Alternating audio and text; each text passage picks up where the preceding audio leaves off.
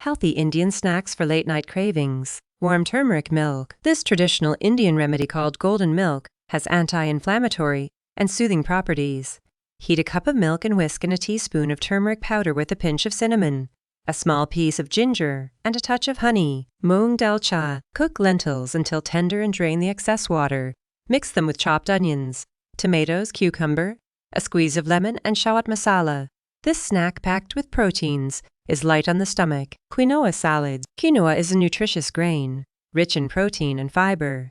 You can cook the quinoa with diced cucumbers, tomatoes, bell peppers, and fresh herbs like mint and coriander. Masala oats. Masala oats, a staple in many Indian homes, offer numerous health benefits.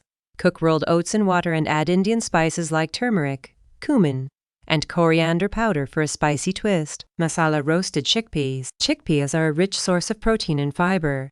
Roasting chickpeas with Indian masalas will give you a flavorful and crunchy snack.